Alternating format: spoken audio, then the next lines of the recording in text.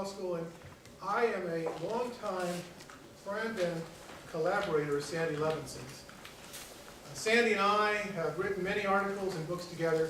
We agree on so many things, and the one thing we don't agree on is this conference, which is why I am sharing the final session. I am Sandy, who thinks that the Constitution is going to hell in a handbasket, and I am a relentless optimist. So, what dysfunction, I said to him when he mentioned the title of the conference. So, in any case, but I also am very much interested in the distinction between what's on the wall and what's off the wall. And that's why I guess I'm sharing this final section on ideas outside the box. So we have some remarkable speakers, each of whom I believe is going to talk for 10 minutes about things that are outside the box.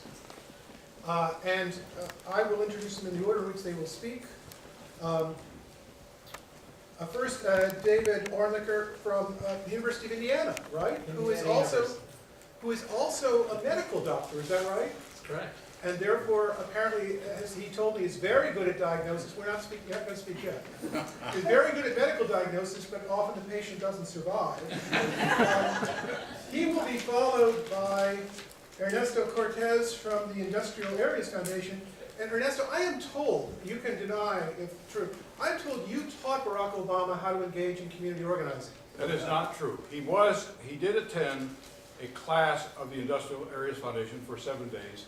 I did get to know him, get to like him, but gave him some advice, most of which he did not take. Well, just imagine how successful he would have been if he had taken it. I'm glad to know that he did not take my advice. It would be like someone advising me to be an auto mechanic, okay? And then he will be followed by Mickey Edwards. Mickey, we met before. My understanding is that you're a recovering politician. Is that true? Yeah, I don't know that you can recover from it. I think it's fatal. And then batting cleanup will be my old friend, Jim Fishkin from Stanford University, who's the chair of the communications department there. And Jim has told me that he will, in fact, condense his extremely interesting proposals into a very short, pithy discussion. Not. But in any case, I think it's time to hear from the good doctor. Well, thank you, Jack, and thank you, Sandy, for having me. As Jack said, I'm not only a law professor, but also a doctor, and I also was a state representative for 6 years in Indiana. So what my proposal builds on is my experience as a state legislator and a scholar of constitutional law. So I want to persuade you of 2 points today. First, that the seeds for the political dysfunction we've been talking about were planted when the Founding Fathers chose a single executive to head the executive branch. They debated, do we have a single executive, a plural executive, and after some debate and 7-3 vote, they settled on a single executive. And I say that's the key cause of our dysfunction, as I'll explain. That's the first point. The second point is that the best way to address the political dysfunction that the single executive causes is to change to a two-person, two-party presidency, where you'd have two presidents, truly equals, different parties. And that's very important, as I'll explain. So my first point, that the seeds of dysfunction rest in the executive branch, pick up on Jeff Toulis's question. Remember at the end of yesterday's program, he asked whether we should conclude that Congress is the problem.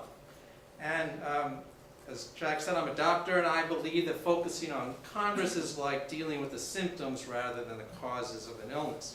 The problems with Congress are largely the result of a deeper problem, as I said, the fact that we have a presidency, one person who comes from one political party. So how do we trace this political dysfunction to the choice of a single president? Well, the first part of this story is familiar. Over the past 75 years, we've seen the development of an imperial presidency in the Oval Office, somebody who exercises an immense amount of power, far more than the framers anticipated. Part of this, of course, is from congressional abdication. Congress has sent a tremendous amount of its lawmaking power over to the White House with the creation of the administrative agencies. They've done it in foreign policy by giving presidents the authority to negotiate agreements on the basis of very general authority without congressional approval. So Congress has sent a lot of power, and presidents have aggrandized their power. They seize power, they use signing statements, they use executive orders, they launch wars without congressional authorization. So we have a combination of congressional abdication, presidential aggrandizement, and that's led to this imperial president who's got a tremendous amount of power. Now that causes two problems. First, when one person from one party exercises that much power, the parties fight tooth and nail to win. The stakes are enormous. The most powerful office with the most, probably in world history. The stakes are high, so we see these incredibly expensive, divisive campaigns. Barack Obama spent 8 times in real terms what Jimmy Carter spent to win the Democratic nomination. And as we heard, it's a permanent campaign. We have an election, and the next campaign begins the day after. The Republicans, I suspect, have begun their trips to Iowa. But the other important part is in Congress, too. The obstruction that we see in Congress is all about, or largely about, the next presidential election. And they're honest about it. Jim DeMint told his colleagues we need to oppose Obamacare because we need to break the Obama administration. As Norris reminded us, Mitch McConnell's highest priority was to make Barack Obama a one-term president.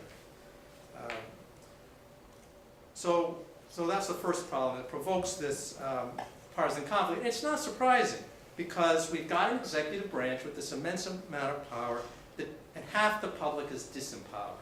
Right? Half the public has no voice in the most important policy-making office in the country.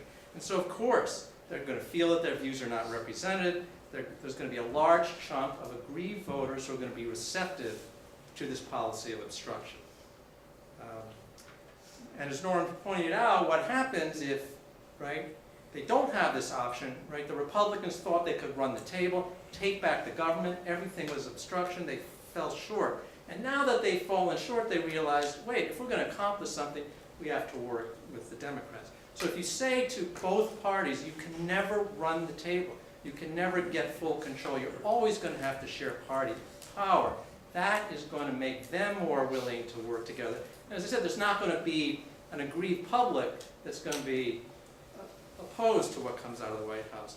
The other reason why members of Congress will have a strong incentive to cooperate is, as a legislator, one of the things I've learned is you can help your constituents by passing legislation. You can often do more by helping them deal with the executive branch bureaucracy.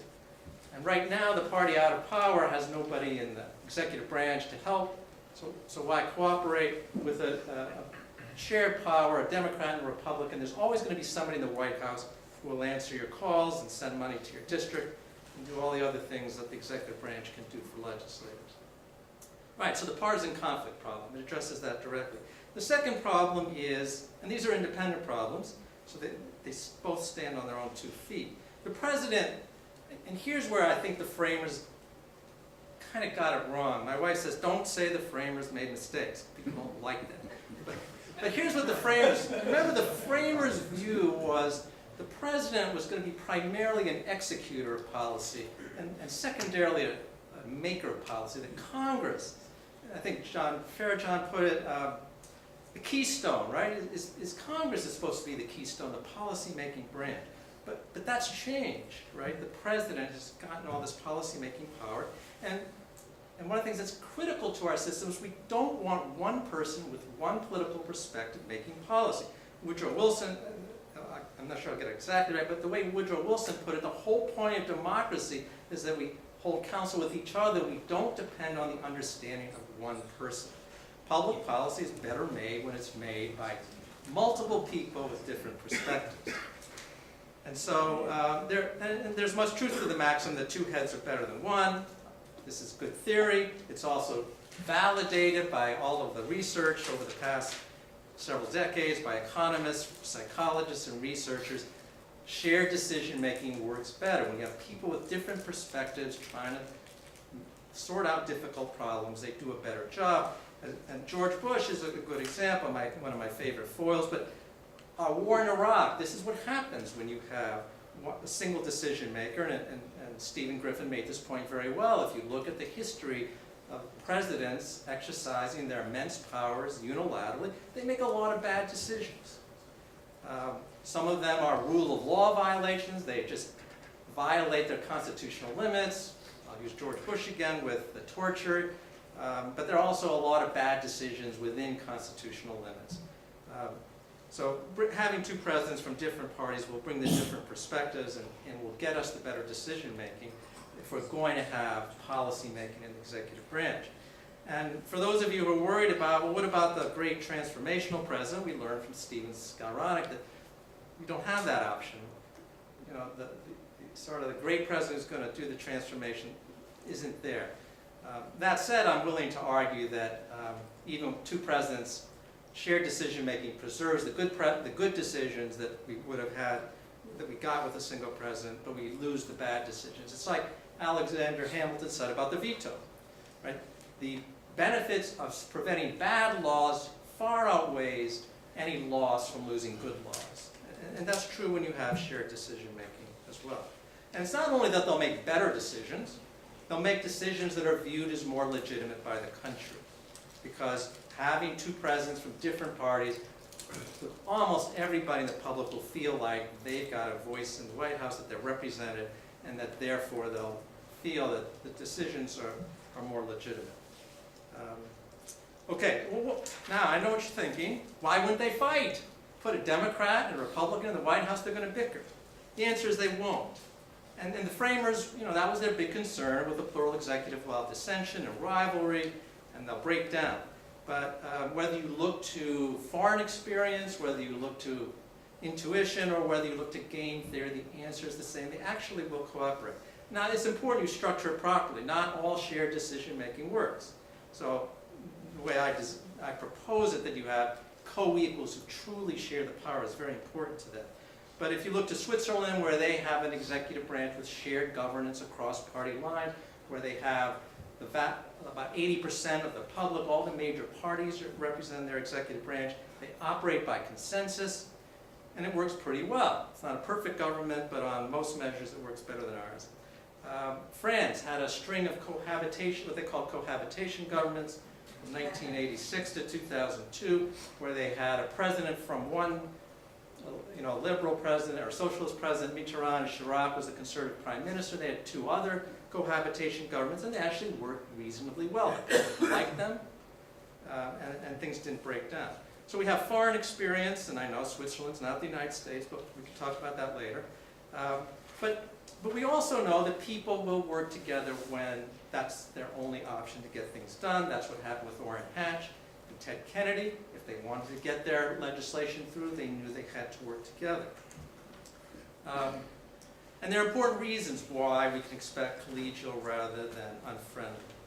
Because first of all, they won't have incentives to have a relationship of conflict. As Dennis Thompson pointed out, there are times when it's good to be highly partisan. When you're running from office, you want to draw sharp distinctions. But when you're serving now, engaging in conflict, you can't, the reason to do that would be to gain more power, outmaneuver your colleague, but you can't do that if you are, the structure is you are true equals. So they don't get any benefit with conflict. But they also have a strong incentive to cooperate, because what do presidents want to do? They've reached the pinnacle of political life, and they want to leave a legacy. That's what drives them. That was an important part in George Bush going to Iraq. Part of the thinking was, if we can create a democracy in Iraq, it will be a model for the Middle East. I'll become a transformational president by turning the Middle East into a democratic region. It didn't work out as he thought. But that's what drove him. Barack Obama. Why did Barack Obama spend so much time on health care when he should have been, arguably, or at least his political advisors told him, worry about the economy. That's what people care about. That's what the voters did care about. But as Jonathan Alter puts it, Obama wanted to do something more than secure his re-election. He wanted to secure his legacy. And as Alter put it, for greatness he needed health care. Presidents, that's what drives presidents. So that's my intuition. I've told you about the foreign experience, and game theory says the same thing. If you structure the relationship properly, it will work. And the things that game theory tells us, the relationships, that you get cooperative relationships, rather than defection, as they say, is there ongoing relationships where they have frequent and regular communication, which would be true. But you have two-person relationships are more successful than multi-person relationships, because with a lot of people, you can have free riders. With two people, it's hard to be a free rider. But the most important thing is the symmetry of the relationship. If they are truly equals in power, there's no way that you can, by defection, gain a superior position. People won't defect. And that's what we see when you, from examples from World War I and trench warfare, that the French and German armies in the trenches actually cooperated with each other, because they knew trying to attack each other in the trenches wouldn't be very successful. So they have a profound incentive to cooperate. Politicians are pragmatic. Their philosophical differences are often more about means than ends. We saw that from Mitt Romney. When he wanted to achieve his goals, he was very willing to change his positions. Okay, and so another way to put it, in terms of the, just a second. Okay, I'm getting lost in my notes, but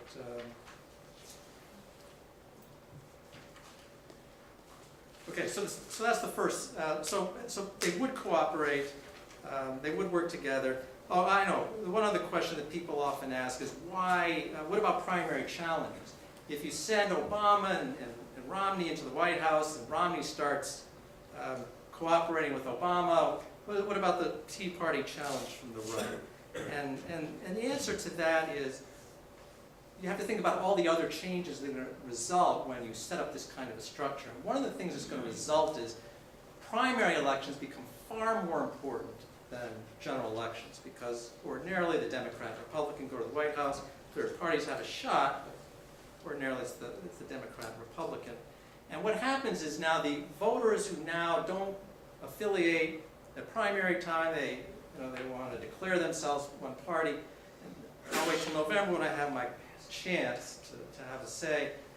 They will recognize if they want to have a say, they've got to vote in primaries. So what you do is you broaden the primary voting pools, and then the sort of extremist elements won't have the same ability to drive nominations. And as I said, the other factor is you no longer have a disempowered minority that feels like,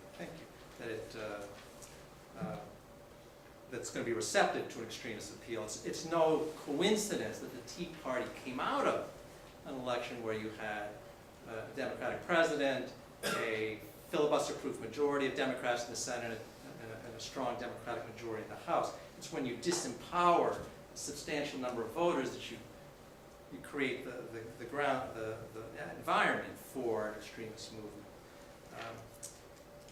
I can't, one other point I want to make as I wrap up here is Sandy Levinson is our host, and he's very right to point out the failures of our system and its lack of democratic principles, and that's, as I've indicated, one of my chief concerns about our executive branch is this all-powerful executive branch that is highly undemocratic, one person, one party. And by making it a bipartisan presidency, we do very much to make it a much more democratic institution. So I appreciate the time to participate today, and I look forward to your questions. Thank you.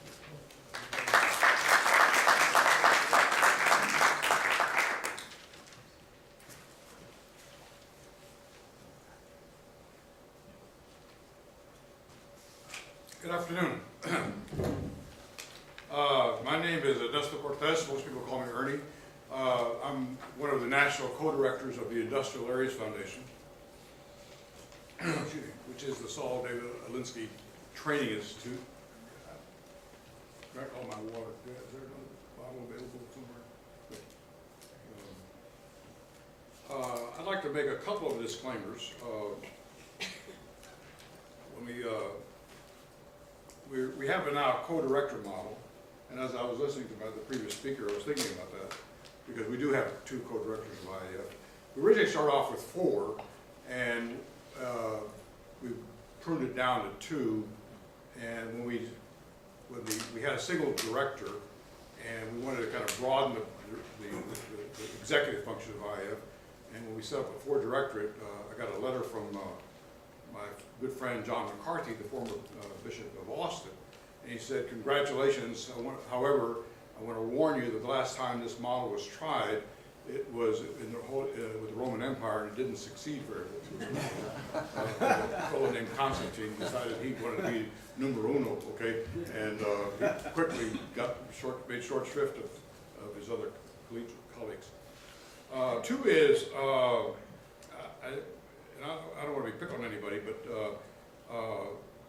when you mentioned that it's hard for there to be a free rider with the two parties, I'd like to introduce you to my wife's perspective on us, because she accuses me of free riding all the time in our relationship. So I would have.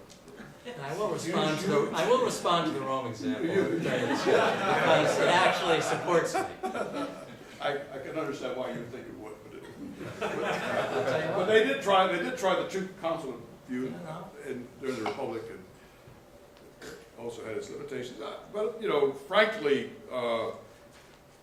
this is beyond my pay grade to think about presidents and kings, because I'm going to argue that the challenge of institutions that we have in this country is much more foundational and fundamental. And I'm going to do so because that's what I do, is try to build institutions at the local level, which are about developing what I think is the most important role in this country. Because I happen to believe that the highest office in the land is not the president, not the Congress, not the Supreme Court, but the citizen. And if we've made short shrift of any particular institution, we don't have a book called The Citizen, Office, and Powers. Now, when I took a course many years ago with him at Redford, there was a book that he required us to read called The President, Office, and Powers, okay? And then we all had books on congressional government and the courts. There never was a book that I can remember, okay, I didn't study enough political science or theory, but which talked about the citizen, office, and powers, the role and responsibility of the citizen, and the way in which you develop active, engaged, informed, and judicious citizens who have a little bit of what Aristotle talked about as political wisdom, practical wisdom, excuse me, or phronesis, or cunning, however you want to look at it. And part of the challenge that I think is important is we don't seem to think that that's very important. In fact, years ago, there was a woman named Kathleen Jamison who used to teach here, I think, and she told me that she would tell her, this may be an apocryphal story, but she told me that she told her students that if you want to understand politics in the United States, electioneering, do not take political science courses, because we will teach you a lot of irrelevant stuff. If you want to understand politics or electioneering, you should go to marketing school, okay? Because that's where they will teach you the relevant information, okay, about the difference between, and the guy you should study with at that time was Roger Enrico, okay? And everybody who know who Roger Enrico was? Roger Enrico was the CEO of PepsiCo, okay? And he was the guy who won and designed the Cola Wars, okay? And beat Coca-Cola at its own game, and was able, therefore, to create massive market shares, and then later, you know, was catapulted to be the CEO of PepsiCo. I got to meet him a little bit in Dallas. It was an interesting character, but I reminded him that my father used to work for PepsiCo and got the shaft because he thought he was going to have a retirement program which would survive him, and you know it didn't. But anyway, that's another story. It's my particular animus with PepsiCo. Now, so what I'm arguing for is how do we create those kind of institutions which develop the capacity for ordinary folks to learn how to be citizens, and to learn how to be citizens in a democracy where I think a fellow named Shapiro, who I think teaches at Yale, talks about there has to be this kind of ethos or ethic of opposition in order to be effective in playing that role of citizen, and how to learn how to be able to have the kind of understanding, the perspective, character that one needs to be an effective, okay, citizen in that regard. to be able to challenge, to question, and to do the most important thing, hold public officials accountable. Now that's difficult today because we don't have, from my perspective, because of what Kathleen Jameson suggested, in my political elections anymore, we have what I like to call them quadrennial electronic plebiscites. Every 4 years, we, the citizens, or as somebody once put it, the managed electorate, because we don't really have voters anymore. We have an electorate which is managed, and we hibernate for 4 years or 3.5 years, and then we're woken up to, you know, and stimulated by polls and all kinds of devices to persuade ourselves that what we do is important, but most of us know it's really only important in about 11 states, okay? If you live in either California or Texas, which I do both, okay, you know that there's a very, very little, okay, serious activity going on, at least for presidential elections. Now there is a lot of opportunity, however, for political learning and engagement at the local level. And that's where we'd like to concentrate our efforts. And for that reason, my political perspective is somewhat, I guess, I'm a kind of a radical, or social democratic, radical, de Tocquevillian conservative. As Henry Gonzalez used to say, he was, when people asked him about his politics, he was a conservative because he was conservative about a lot of things, family, neighborhood, tradition. He was liberal about civil rights and civil liberties, but he was radical about concentrations of power and wealth. My big concerns is right now that neither political party is right now thinking seriously about the interests of people who make less than, in the Democratic Party, less than $200,000 a year. Obviously, the Republicans worry about people who make over $1 million a year, okay? And no party represents people who are struggling, okay, to keep families together, to send their kids to school, to make a living. Here in Austin, we're fighting to try to make sure that the city council doesn't give away the store, the commissioner's court doesn't give away the school districts don't give away the store by giving incentives for enterprises which create poverty wages. You know, we're all for business incentives. We're all for strategies to bring good jobs to Austin, but it doesn't make any sense either in Austin or San Antonio or anywhere in the United States for cities to try to lure companies and then those companies pay their workers, okay, less than poverty wages. Okay, there ought to be effective cost-benefit analysis to make sure that in fact those companies do pay decent wages. Now those fights to me are interesting fights, they're relevant fights, they're important fights, and they are fights where people can begin to learn how to negotiate with city council people, with school board members, with county commissioners. To me, it's an opportunity for them to do what de Tocqueville suggested citizens ought to be doing and can do, and why he thought there might be some hope in the United States, because he thought there would be this kind of contestation that went on between citizens through their intermediate institutions of schools, of churches, of congregations, of neighborhoods, and through this kind of contestation, they could kind of learn how to be effective, and by so doing ameliorate what he saw this Augustinian soul in American politics, this inclination to make larger claims on life that were appropriate or to become self-absorbed and self-centered. Well, my disposition is we've given up on all that. And we've allowed ourselves to embrace an ideology of a market, not markets, not enterprises, which I think are good and necessary. You got to be a raving idiot not to understand that, okay?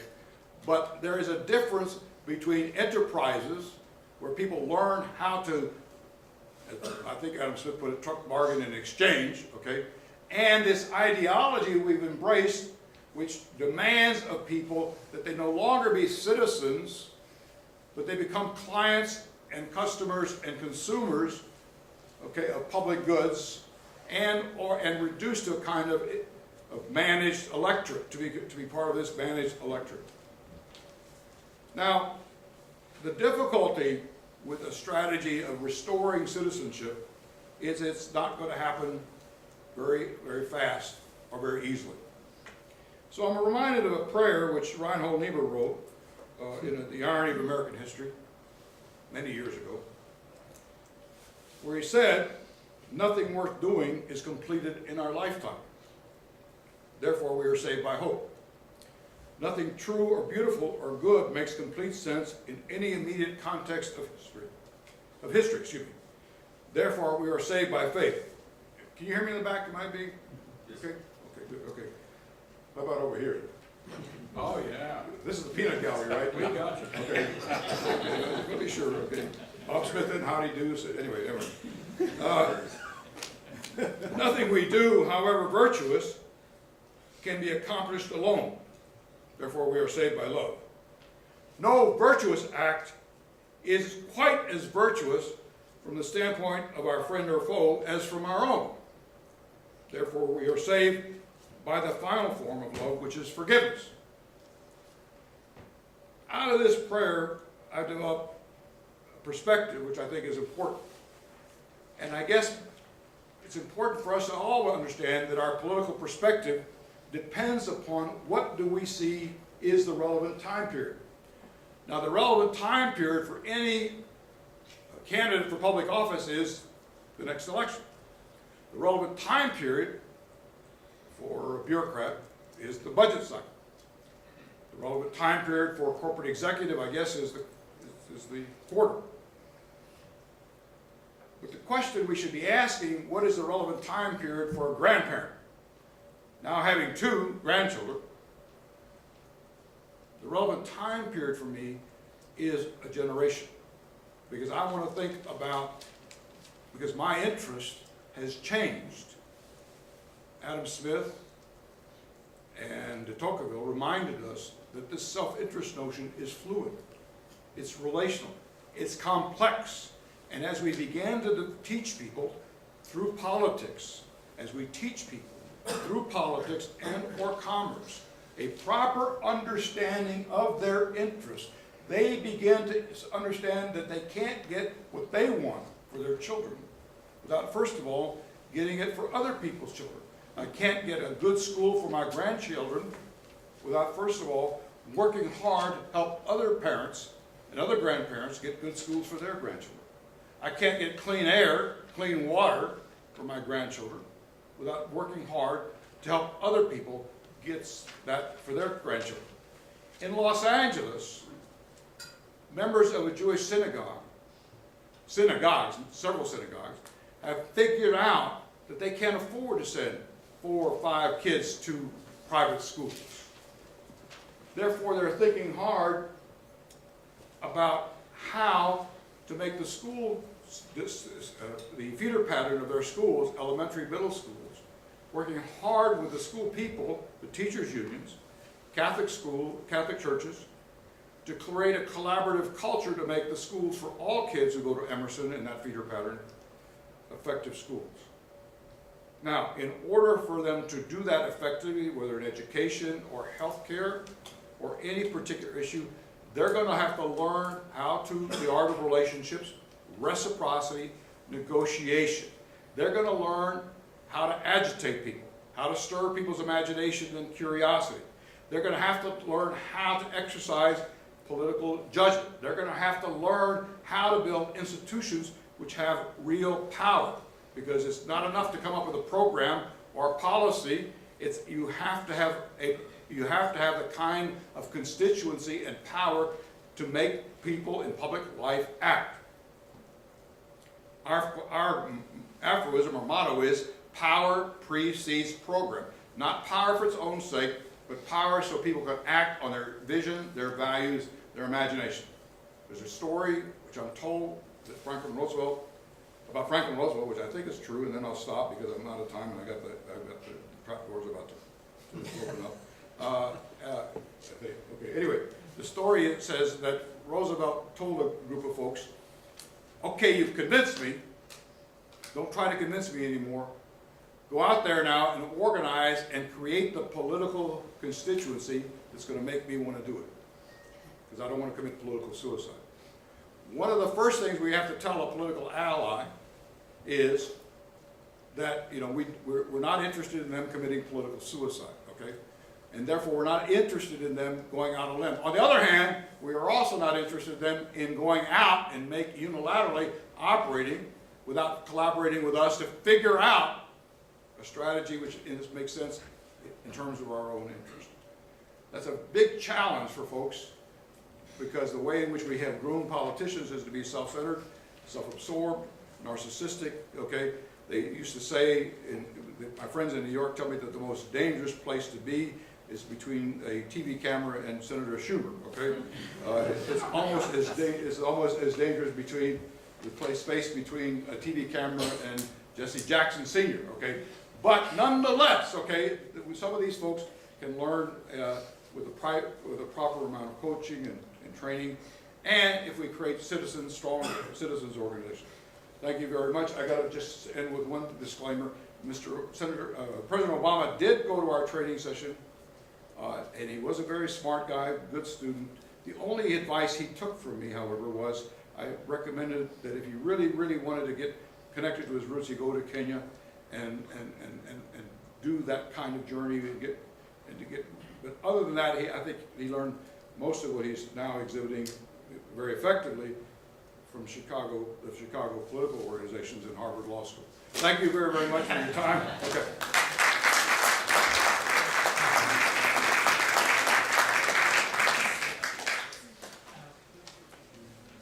All right, I associate myself with the remarks of the gentleman who preceded me. I thought that was really good, or very, well done. A lot of great points. First of all, because it's the last panel, I want to say again, people are going to say it repeatedly, there is in this audience a tremendous gathering of some of the best minds, political and legal, that you'll ever find in one place. And Sandy, that's a tribute to you. Yes. Very few people could afford that.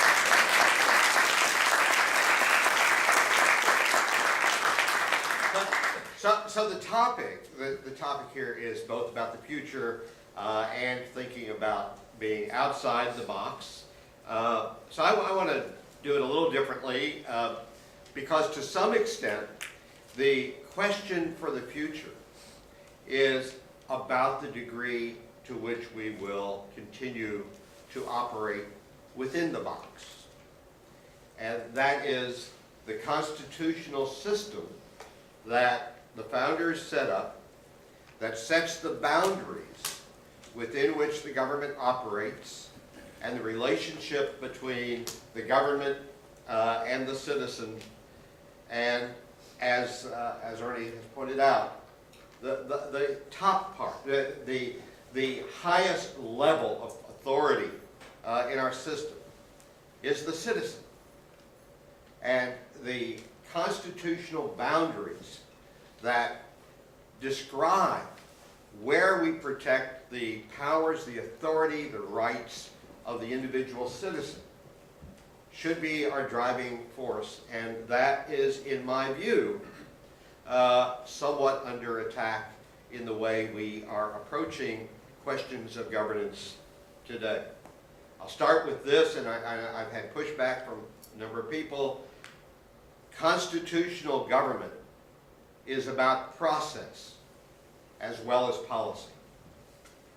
And I want to address a little bit the extent to which I have seen a willingness from people on both sides of the political spectrum to set aside process, to set aside constitutional constraints because it will help them achieve the policy outcome that they desire.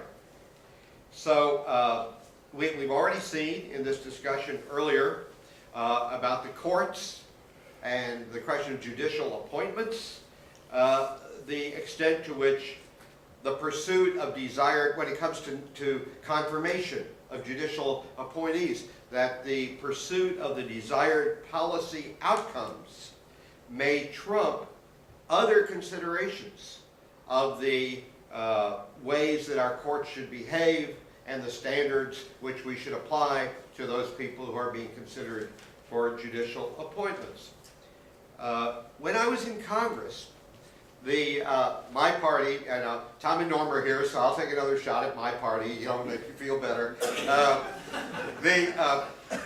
My party fell in love with two ideas that were better than curing cancer. They were going to solve all problems. One was the line item veto, and the other was term limits.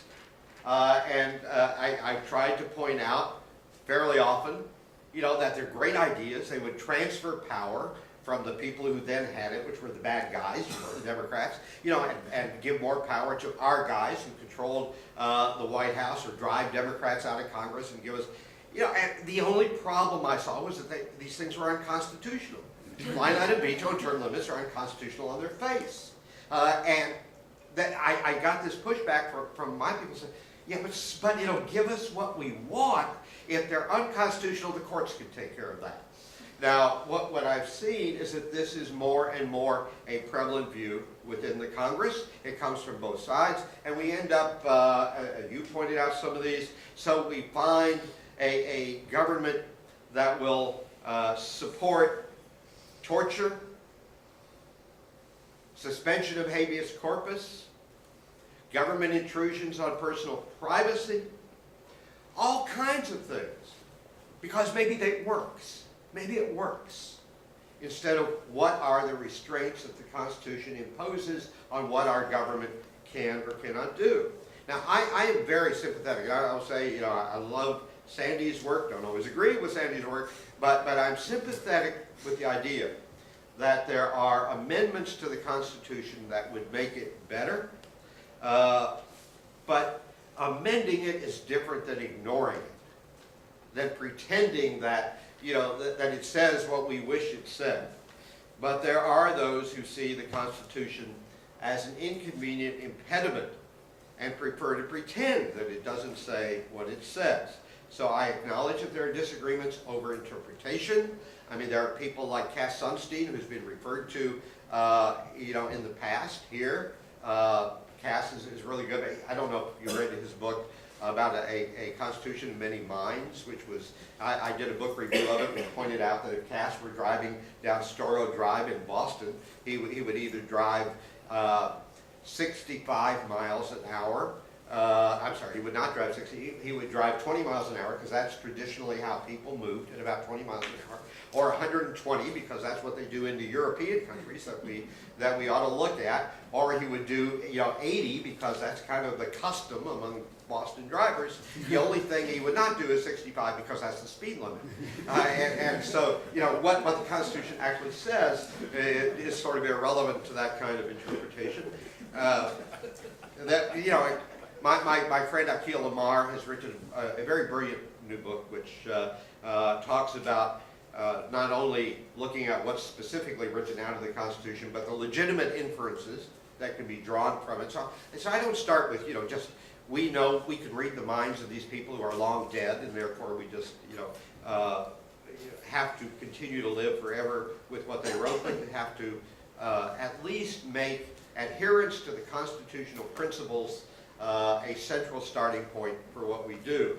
But we have, you pointed out, David, about the growth in claims of executive branch authority from both sides of the aisle. The minute you agree that presidents can do virtually whatever they want to do because they are, after all, president, which is not a minor job. Presidents get helicopters, they hold Easter egg parties and all. But we have seen on both sides of the political aisle a willingness to go along with presidential authority when it suits the policy outcome that we want. One quick example is that when a previous president, who's already been named, I know I'm in Texas, his middle initial was W, would declare his right in signing statements to decide as president whether or not he was bound by the laws that he had already signed. I was on a task force that the ABA, American Bar Association, put together we unanimously decided that, you know, what he was doing was unconstitutional, and the president of the ABA and myself were the two who testified before the House and the Senate, and it was amazing. You know, so even though what the president had done was say, I'm the president, therefore I'll decide whether I have to obey the law, so on one side you had some scholars, I hesitate to call them scholars, but there were some, who said the president has this authority, it's implicit in his job and all this stuff. And so there were people, who, you and others, who would agree the president had that authority. I didn't agree. So you're testifying before a House or Senate committee, and it's a miracle. We talk about how they work. Every Democrat, regardless of the arguments put forth by legal scholars defending what the president did, every Democrat said, no, it's not permissible. And every Republican, we're the constitutional guys, we're the ones who stand for the Constitution, all saw nothing wrong with the President of the United States. You know, saying, well, I can decide whether I have to obey the law. Because it was the policy outcome, not the Constitution, that was driving the decisions they were making. So part of the future is going to be determined by the extent to which we choose to operate within the box, the constitutional box that we have. My book, when I talk about closed primaries and closed conventions and sore loser laws and partisan redistricting, not only do they have negative consequences, but the reason I talk about them is because they undermine the very intent of our constitutional system, which, as Ernie points out, is supposed to be from the citizen down to the government. So, okay, one final thing about that, I would say that part of the thinking outside the box is that you don't just look for the best white male you can put in positions of authority, but we understand that our system of government is constitutionally intended to be for all of the citizenry, and more roles for women, although in my own house, you know, the woman runs all the things, so maybe I should say that there should be more power for men, but I won't do that. So very quickly, thinking about outside the box, several examples that I put forth in the book, and I'll just end with these. You know, that you can think outside the box. We have a tendency to think that the way things are is the way things have to be. So I have suggested, for example, on the debt ceiling question, I find myself, as on many things, seeing merit in both sides. You know, we have to pay our bills, we incur the obligations, we have to meet those obligations, we have to pay our bills. At the same time, you can't have a government that just continues to grow and amass more debt. So what I've proposed is that every time there is a new spending bill, you can vote for it, but it is accompanied by either an increase in the debt ceiling. So when you vote for it, you're voting to spend the money knowing you're increasing the debt ceiling, or provides taxes to pay for what you have just decided to spend. On the filibuster, I've proposed a sliding scale because I do believe the filibuster is important. I believe that if you think something's unconstitutional, you think that something is bad for the country, you have a need to make that clear to the people and to the other members of the Senate. So I propose a sliding scale. Maybe for the first week, you go at it, and it requires 70 votes to cut it off. And the next week it requires 65, then 60, then 55, then 50. We heard you, we know what your argument is, you know, sit down, shut up, we're going to vote now. You know, so that you give people a chance to be heard, but then you move past it. I have proposed, I'll just end with these, in terms of the Congress, which is what I know best, having served there for 16 years, I pointed out that you not only can have a nonpartisan speaker, you know, in addition to the things that have already been pointed out about, you know, Denny Hastert, we're going to be run by the majority of the majority. You know, you have Nancy Pelosi saying her job is to elect more Democrats. I didn't know that was the job of the Speaker of the House. So, and I pointed out the Speaker of the House doesn't even need to be a member of Congress.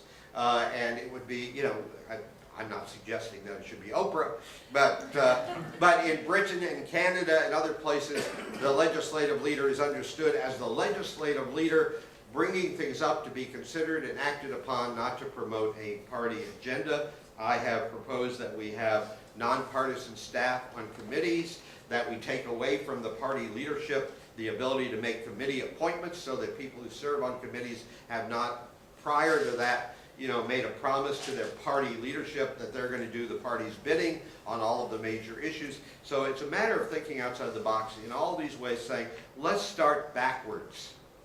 I've always, given choices, I've always noticed that we're always given a choice between A and B. I wrote an article once called The Case of the Missing Option. What about C? I think we need to look at the outcome we want constitutionally and in terms of process and in terms of good governance, and start backwards and say, we want a committee system, we want deliberation, which seems to be disappearing from our political process. Let's create a system that fuels deliberation, that fuels the possibility to offer amendments, that puts people on committees so they can use their brains, not putting their brains in hock to their party leadership. So, I got a few of the ideas that are outside the box. What does outside the box mean?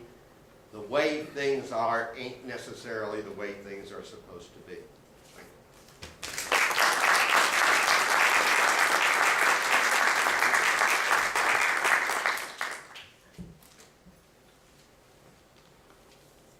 Well, it's a delight to be here, return to the University of Texas. Thank you, Sandy, for bringing me back. Thank you, Jack, for that introduction. Of all the introductions I've ever received, that is the most recent. Now,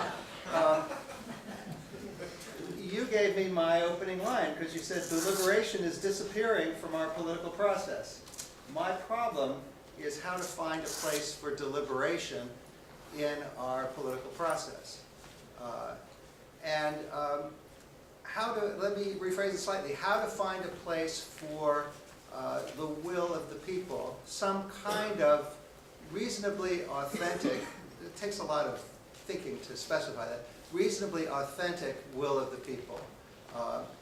Reason-based, not manipulated, not distorted will of the people.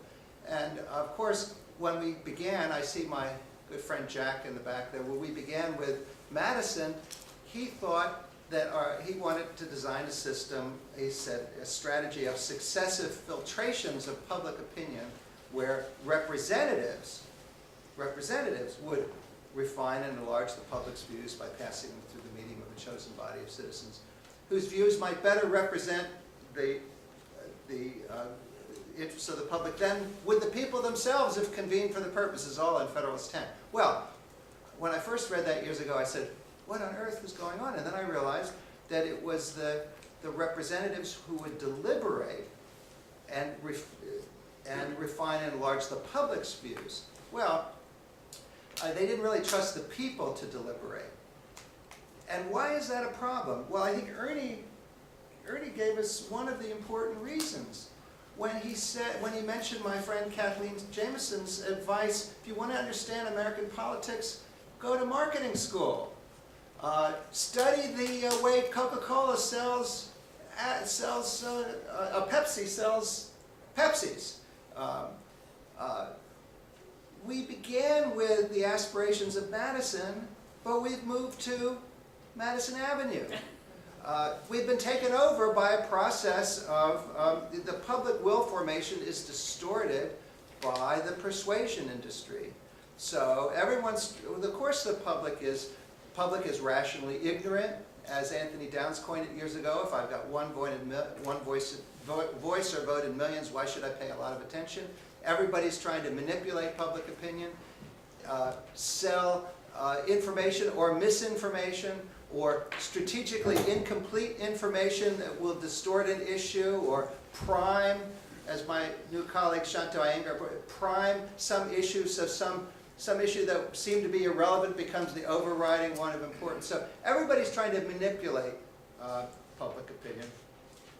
So how could we get the will of the people? Then we've got our gerrymandered districts, we've got the problems in campaign finance that Larry must have talked about yesterday. I was very sorry to miss that. I'll explain why in a minute or two. So some years ago I came up with I was going to say a solution. It's not a solution, but it's a tool. it's a remedy. And I'm not the only one. Actually, Bill Gaustin did some things in these areas earlier than I did. And even before, older than Bill Gaustin, even before Bill Gaustin, there was the ancient Athenians. And they did, and they did something along these lines when they randomly selected the Council of 500 who set the agenda for voting in the assembly. And that was the key to Athenian democracy, was not people gathering on the Panelists in the assembly, because it could only hold 6,000 people. They randomly selected 500 people who really discussed and shared reasons about what was worth considering in the assembly, and they also made a lot of decisions. So they had a randomly selected mini-public or microcosm that deliberated. Now, there are a lot of problems with the way it operated. My colleague Josh Ober has written a book about that recently. He's an expert on ancient Athens. But the point is, if you take a mini-public, my question is, what would the people think under good conditions for thinking about it? So we take a representative sample of the people, we engage it in good conditions, then we study it, and we use social science to study what might go wrong. And there are things that go wrong with deliberating groups, as Cass Sunstein has and his collaborators have shown, but it depends on the design. They don't go wrong in our, what I call a deliberative poll, or a deliberative poll-like design, and we have the data to show that, and we share it. So we do these deliberative polls in lots of places around the world, now in 18 countries, and we make it, insert it into politics or policy at the right moment. So the reason I couldn't be here yesterday was we were meeting, a board of a nonprofit civic organization was meeting to decide if we're going to go do another project in California. The last one that we did in California led to a proposition that actually was on the ballot. So the idea was a random sample of the people of California are brought together to a single place. They deliberate about possible proposals that could go on the ballot, all the pros and cons. They discuss in small groups. They ask questions to competing experts, and we see their poll results before and after. And 6 of the proposals that they really liked were turned into something that was called Proposition 31. It turned out, though, that the coalition sponsoring Proposition 31 added so many other things that it brought the opposition of the Democratic Party and it brought the opposition of the environmental groups, but not the stuff that the people had wanted in our deliberative poll, just other stuff. So it got defeated. So now my proposal yesterday was we do a clean version of this, where only the things that the people approve go on the proposition. I think we're going to do it. We'll see. We're going to do it this spring so that it can get on the ballot for 2014. We have had more discrete successes with inserting. See, my question is, how can you take the representative and informed views of the people, insert it into policy at some point? One avenue for inserting into policy is agenda setting. Another avenue is to affect elite deliberation. So in a less intense environment, here in Texas, we did a series of deliberative polls about energy choices for what was called integrated resource planning for the electric utilities, where the public utility commissioners had to make the final decisions. And with those decisions, we did 8 projects around the state. To make a long story short, the conclusions about how to provide electricity in the 8 different parts of Texas led to investments in wind power, conservation, and natural gas in combinations that grew and grew and grew, so that when we started in 1996, Texas was last in the amount of wind power among the 50 states. By 2007, it surpassed California as being #1. This is detailed in my book, When the People Speak. And there were the George Bush appointed head of the Public Utility Commission, Pat Woods, who was initially very skeptical about all environmental issues. He became the biggest proponent of our data and its results and lobbied the legislature in Texas to create a renewable energy portfolio that would institutionalize the investments in wind power. And it turned out that people gathered together in microcosm were the best lobbyists. because they had their reasons. And so the idea of, and so in various places we've managed to take the deliberative conclusions of a representative microcosm and make it consequential. But you have to think about the avenue. One avenue can be setting the agenda for an initiative. One avenue can be candidate selection. I started by doing this here in Texas, at the University of Texas in 1996, when we ran short of telephone callers to check up with the sample, and Sandy and Cynthia were drafted, and they did a great job too. Sandy's very persuasive. Anyway, we got a great sample working with NORC, the National Opinion Research Center of the University of Chicago. Got an almost perfect sample. They deliberated. The only thing was PBS decided at the last minute not to include the candidate evaluations, or as we were, not the last minute, but as we were preparing. So we didn't get, what I really wanted was to start the primary season with a deliberative poll evaluating the candidates. So we had the issues but not the candidates, because I thought that if you could then evaluate the candidates, you could create something before Iowa, before New Hampshire, where the informed and representative views of the people would evaluate, we would reform in effect the invisible primary. Didn't get to do that. We never got to do another one for candidates. However, we did do another one for candidates in Greece, where we took the deliberative poll back to Athens, which is why my book begins from Athens to Athens, where we got Papandreou to use the deliberative poll to officially select candidates. And that worked well. However, Papandreou's plan to continue using it ran into some other distractions, as you may know. And so he's out of office now. But the idea was, the Athenian democracy returning to Athens could select candidates. What else could it do? It can make recommendations to a commission.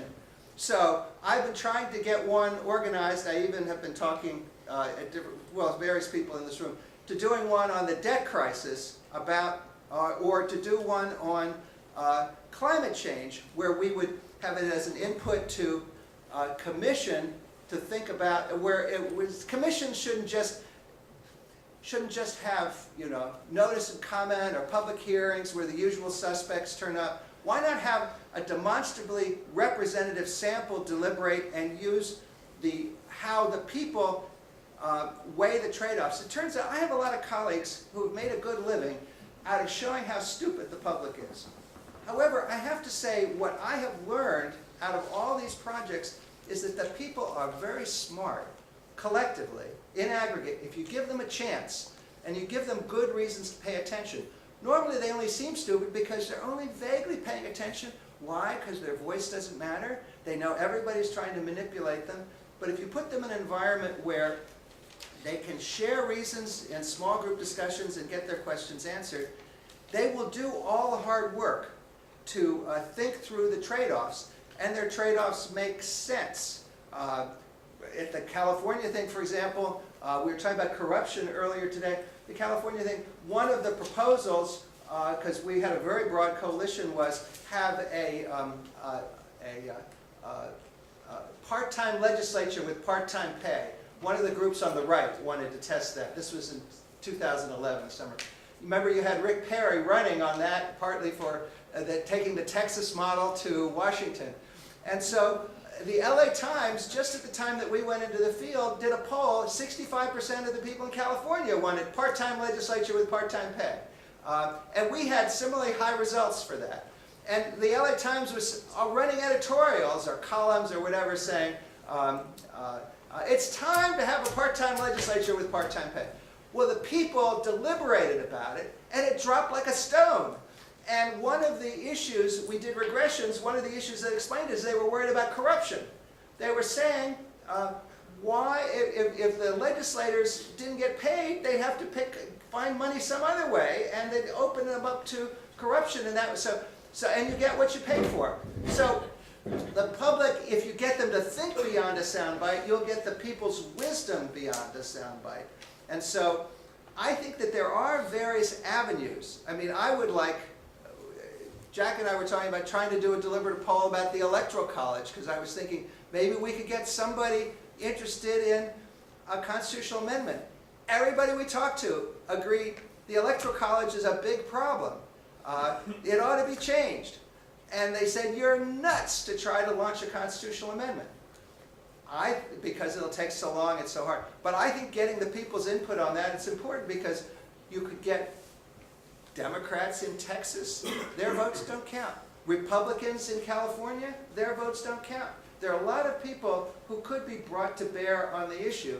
And the Electoral College, as somebody said about the swing states, doesn't disenfranchises a lot of people. In fact, I had with one of my, I'll close, one of my Chinese collaborators were at the local level, were using the deliberative poll to make all the budgetary decisions about a township in China, a large township, which has now become quite famous in China.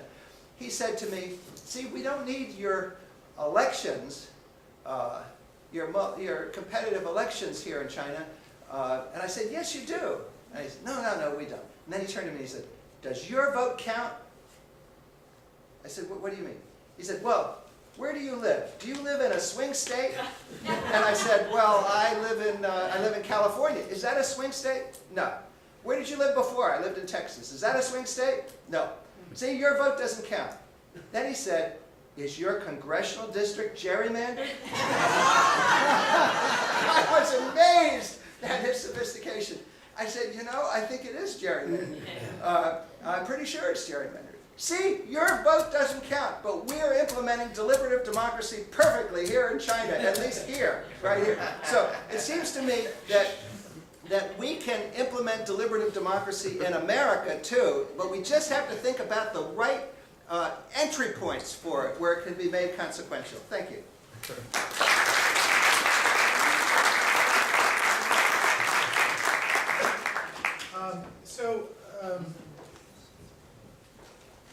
I now get to reveal the real reason I was put on this panel.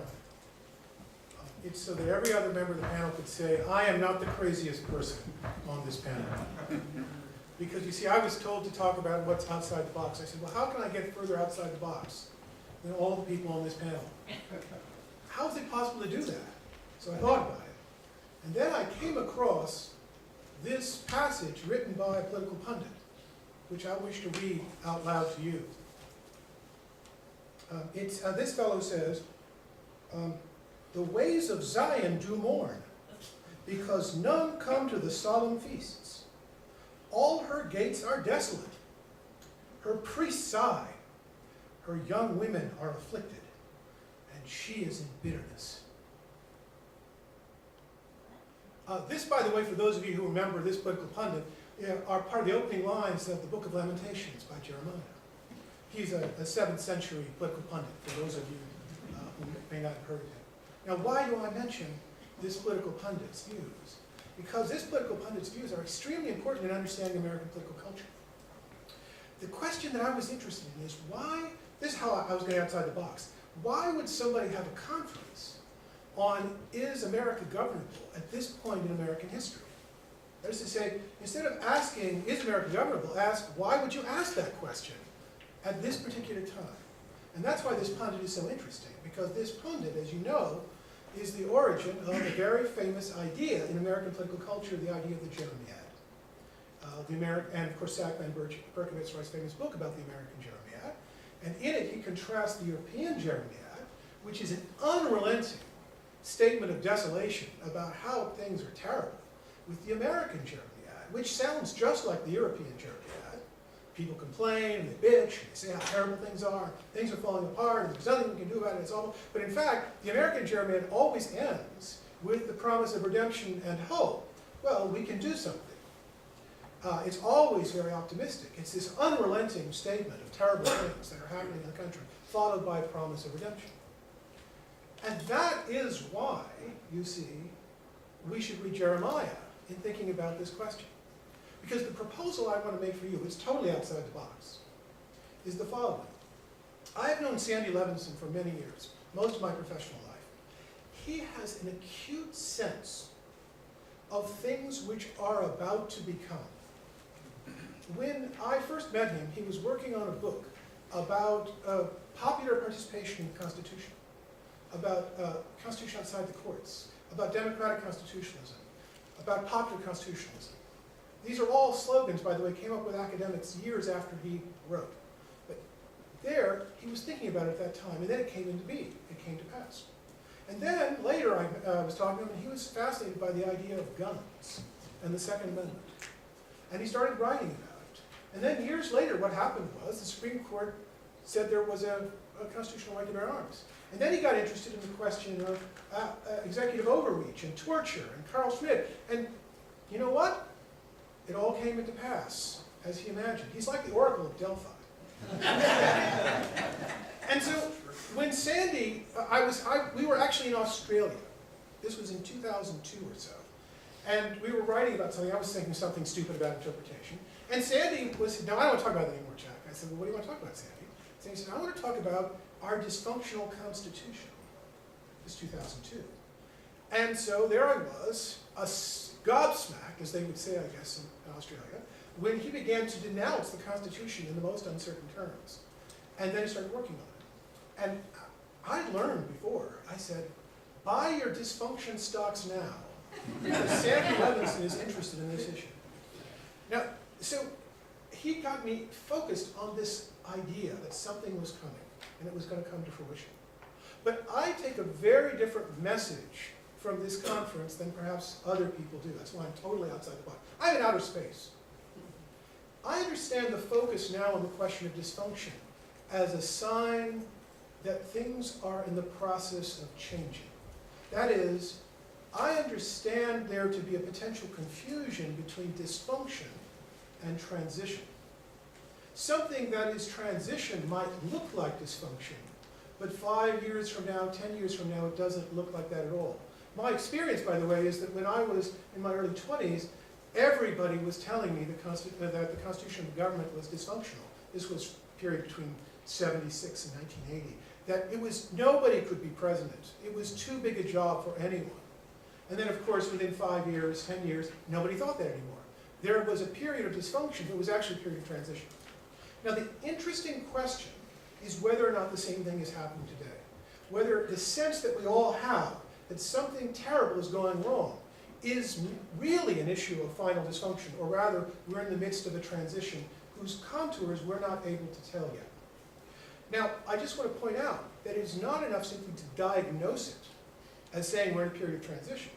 The whole point of the American Jeremy Act is the fact that Americans actually have ideas about how to improve their condition.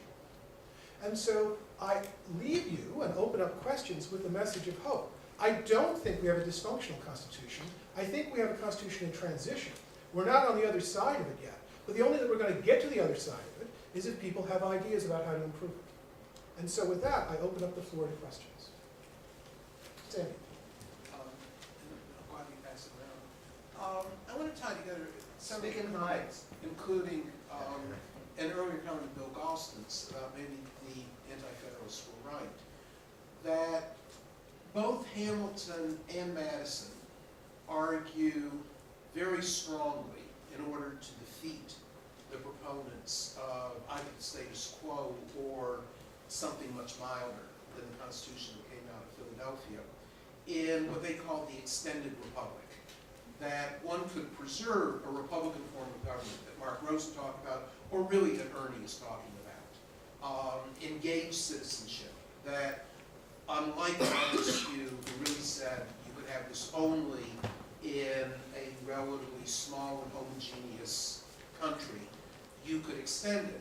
Now, what Madison was talking about at that time was a country that ranged from, and somebody mentioned this actually a couple days ago, from Portland, then Massachusetts, to what is now the southern border of Georgia, and over to the east coast of the Mississippi River, and there were about 6 million people, of whom probably, and I don't know the exact figures, but I suspect 750,000 to 1 million might have been actually allowed to participate in some way or another. Today, we go into the mid-Pacific, depending on your theory of Puerto Rico, the middle of the Caribbean, we're 310 million people. And can you have a citizen-oriented republic in a country this large? And this is really very different from my usual Jeremiah about, the Constitution, thinking of this or that, because I think that if one is really interested in engaged citizens, then the problem of what was referred to earlier, rational ignorance, the free rider problem, is a very real problem. One of the reasons I proudly proclaim my status as a Fishkinian is that Jim, makes it possible to do a workaround around the 310 million people, and instead using good social science-y logic, using, the cube root rule or whatever, you can get a representative sample of 310 million people with what, about 750 or 800 people. Doesn't vary with the population, and- it's really counterintuitive. And then that solves the rational ignorance dilemma, and allows people really to be actively engaged. Of course, it's only a very, very tiny fraction of the people.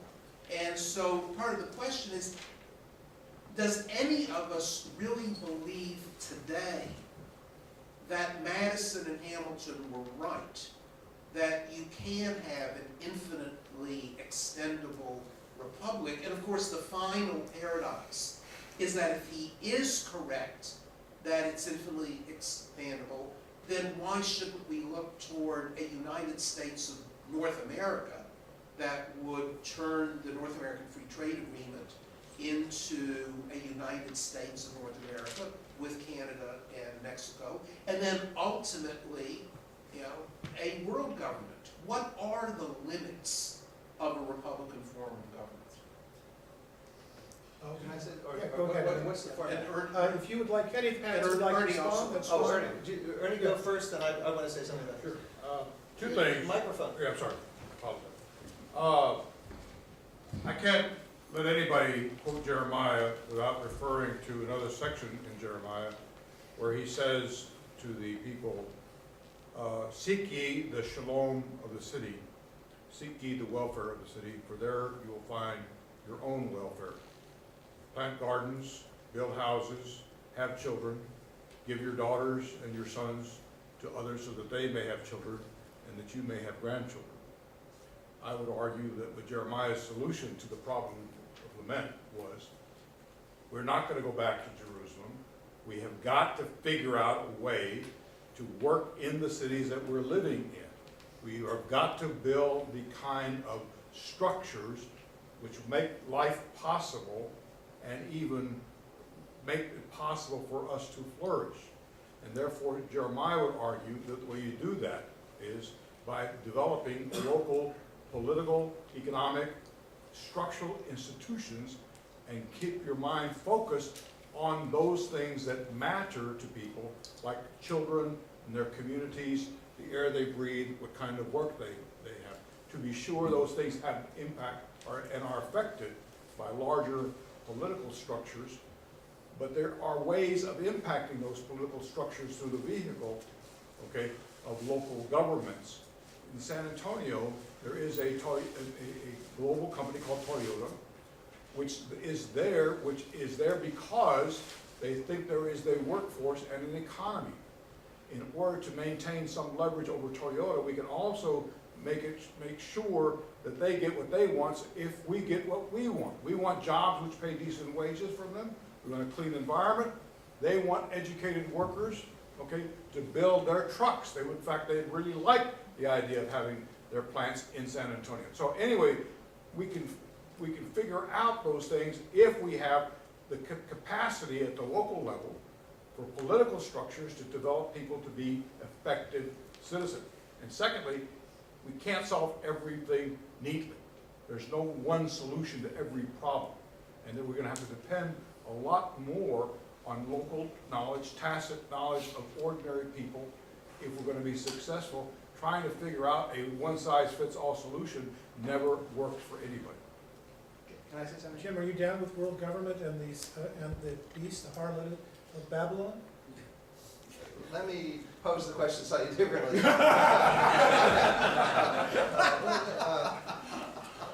For a limited purpose, the delivered poll can be applied to any population. I mean, we did the entire European Union and put the sample in the Parliament building in Brussels, and we had simultaneous interpretation in 22 languages, and it worked beautifully, and it made a lot of sense. But it's a form of representation then, because the public, just more dramatic, the European public is not deliberating. The French talk to the French, and the Germans to the Germans, and the Bulgarians to the Bulgarians. They don't talk to each other. In our experiment, they talk to each other, and we saw for the first time the European-wide public sphere. So, as a matter of the precision of the estimates, you can apply. But it's a form of representation. We need the kind of work that Ernie does. You need to think of it as Jenny does, as a deliberative system, and all the different parts of the politico-economic system that may engage in different kinds of deliberation. We need to develop civic capacities. We've been experimenting a little bit, and we have a toolkit for deliberation in the schools, because we found out that having a deliberative and participatory forum of people discussing and weighing trade-offs works better, at least in one controlled experiment, than just ordinary civic education, which is broken largely, and I've learned that partly from a report that Bill authored years ago. But the point is that we need to reform civic education, and we need to create mechanisms for people. People are more informed about national affairs than they are their local communities. Systematically, you see that in all the polling. We need to have people engaged and informed about the local issues that affect their lives. So there's all kinds of things that can be done, but the deliberative poll can be applied to larger and larger scales. But I'm not offering it as a replacement. I'm offering it as a supplement, because the problem is to get the collective will formation, what the people would really want if they considered the trade-offs and why, and then make the why part of the dialogue with whoever's going to make the decisions, with the political elites and the others, so that they understand that these are bad reasons, or these are things the public just won't buy, no matter, and these are things that they will understand and buy, and even difficult choices. So we do best with hard choices at whatever level. Jack, let me add something. I want to add something. Can the system, the Madison, Hamilton, and all, of course it still works. Of course it can work for 300 million, 400 million, 450 million. Of course it can. You know, part of it is, do you break down in the federal system where you have different kinds of decision making made at different levels of government, so it's not all concentrated in one place? Do you change your election systems, as I've been advocating, in terms of going to open primaries instead of closed, so that you develop a system that rewards cooperation and compromise? Because the only way it works as you get bigger and bigger and have more diverse constituencies, more diverse citizenship, is to give the reward system for those who are willing to sit down and compromise in order to come to a decision. I mean, of course it can work.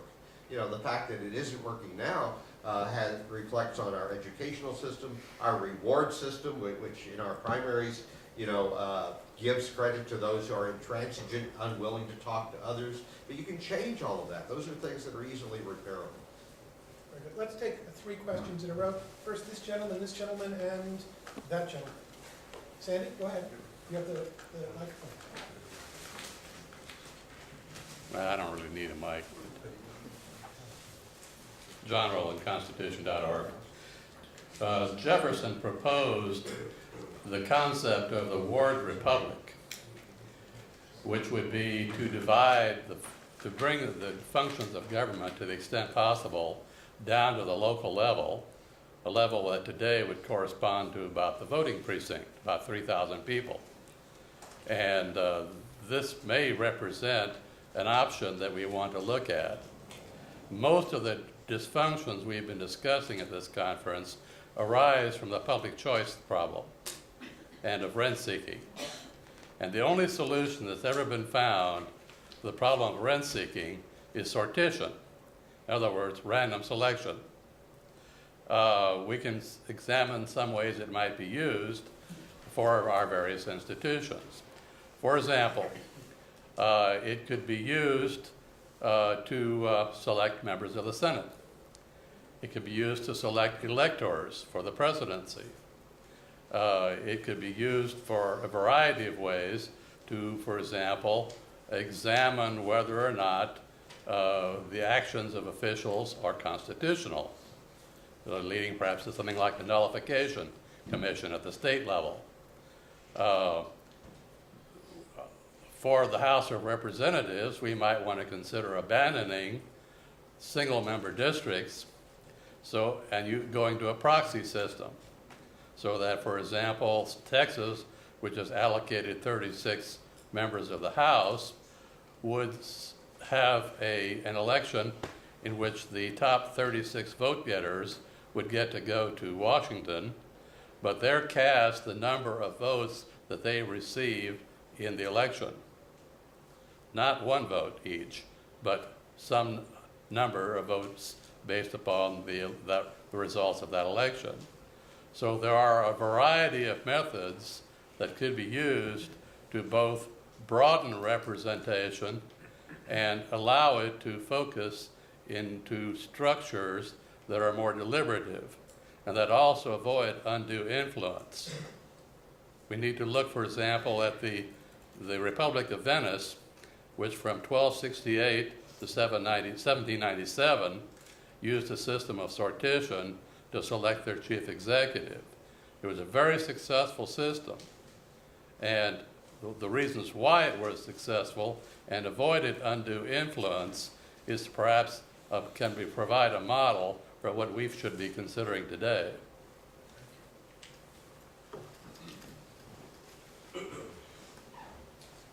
My name is Jake Cortez. I'm the lead organizer for Austin Interfaith, which is part of the Industrial Areas Foundation here in Austin. And I was just curious for members of the panel and those here, but I guess for members of the panel that can respond, about the question of states' rights in this question of is America governable? Because there's been a debate since the very beginning over the powers of the federal government versus the powers of the states, which is playing out today and has always kind of been in balance and in tension, where at certain times the states had more, had powers to not to enforce and chose not to enforce federal laws, and federal institutions were not strong. In some cases, didn't exist. So, for the Bank of the United States, for example, which was twice dismantled, and so I guess part of my question is: have you all seriously considered in this conference the role of states in the interference of the governance of America? And part of this is in the context right now of our governor here and lieutenant governor and our state government is refusing to accept Medicaid expansion dollars or to participate in the formation of its exchange. And so they're asking, and they've asked for previously for block grants. Give us the power, give us the money to administer, as we know best, health care for our people here in Texas. And one of the things that we have responded to for those that support that is, well, would you be open to block grants for cities and counties? Because we're not opposed to block grants, but if the state got it, that might be a problem. If the cities and counties could get it, that might be useful as a community development block grant.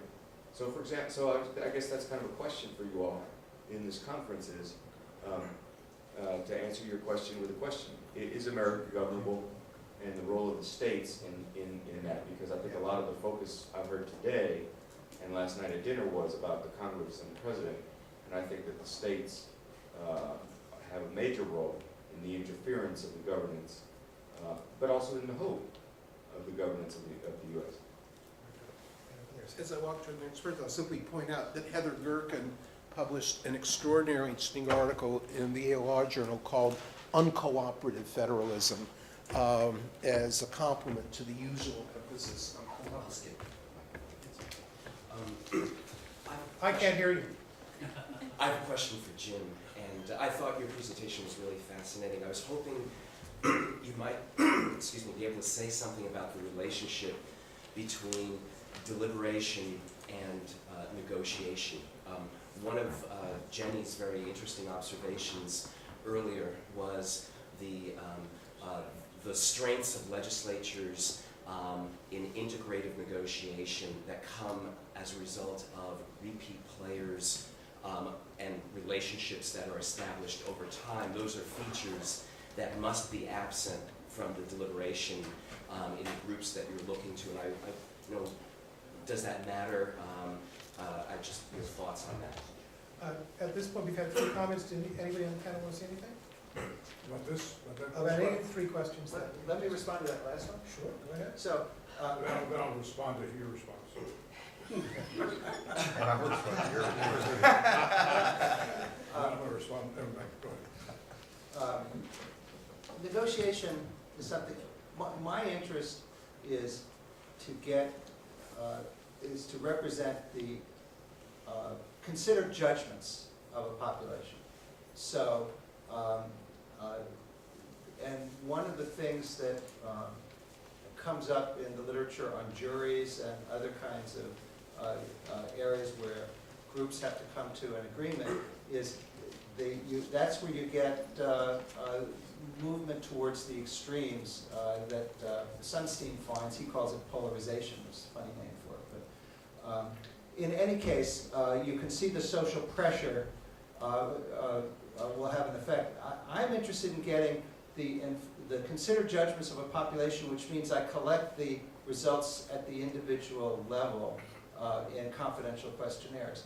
And then those results, if there's a consensus, we see it or not. Now, a negotiation in a legislature, that's great. It's great when people negotiate. They're doing something else. They're making legislation, and the whole legislative process is supposed to be a response to a public problem, and they are authorized to do that by their election. So it's a form of representative democracy in the classical sense. And if representatives actually deliberate at the same time that they're negotiating, that's great, because one of the other things I forgot to tell you, that the Chinese Communist Party guy was asking me, well, who practices deliberative democracy in America? Does the Congress do it? And I said, well, when there's party discipline, it's very hard for representatives to deliberate, because they have to vote the party line, because political parties do interfere with these things, and political parties are interested in winning, and they're interested in the next election. That is a form of accountability, but nevertheless, different set of values. So I have no objection to representatives negotiating in order to solve public problems. That's great. What I'm trying to do is create a form of, a tool for democracy where we can see what the people, and this is why Ernie and I don't have a disagreement.